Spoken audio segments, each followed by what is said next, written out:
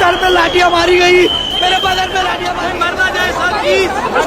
20 जुलाई को जब दिल्ली पुलिस ने छात्रों को पीटा, क्या वो वाकई में दिल्ली पुलिस थे? यदि दिल्ली पुलिस थे तो उनके वर्दी का नेम बैच कहाँ था? और क्या दिल्ली पुलिस अपने कानों में बाली पहनने लगी है?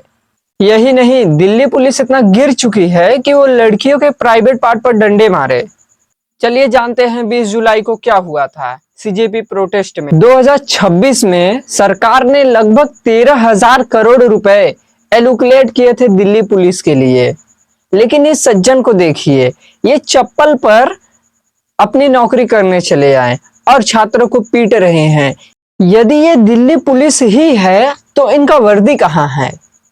इनका छोड़िए, अब इनका देखिए। जब इनसे पूछा गया कि आपके वर्दी का नेम प्लेट कहाँ है, तो इन्होंने अपने जवाब में दिया कि इनका वेलक्रो इतना खराब हो चुका है कि इस पर नेम टैग चपकता ही नहीं है, इसलिए उसे जेब में ठूस कर रखना पड़ता है।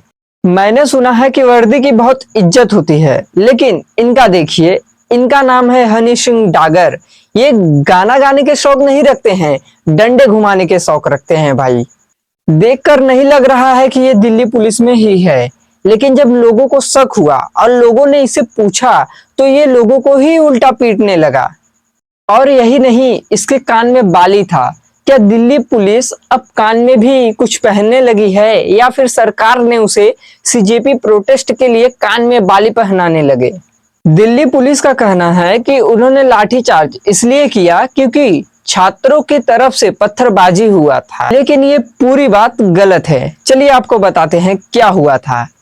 20 जुलाई सुबह 5 बजे ट्रक से भरा हुआ पत्थर जंतर मंतर पर आ गया। जब यह सरकार बाहर से पुलिस के वर्दी के रूप में गुंडे बुला सकती है तो पत्थरबाजी क्यों नहीं करवा सकती?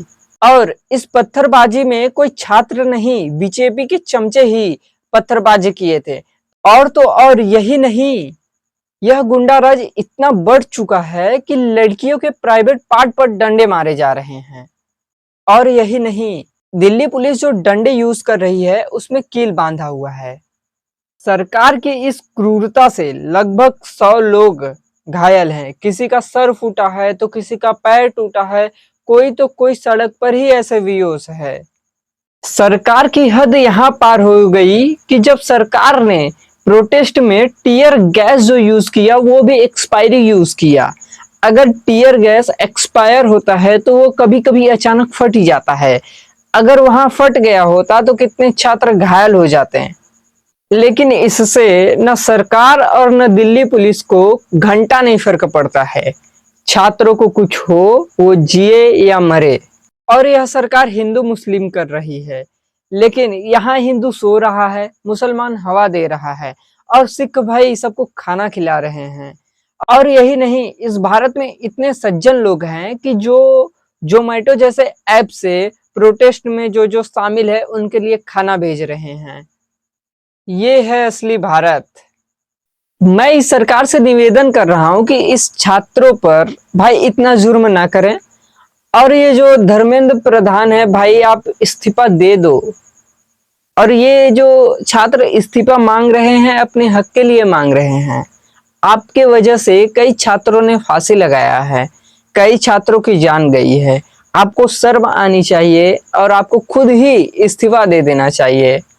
और भाई आपका क्या विचार है इस सरकार से? धर्मेंद्र प्रधान को इस्तीफा देना चाहिए या नहीं देना चाहिए? कमेंट में जरूर बताएं। चलिए चलते हैं। जय हिंद।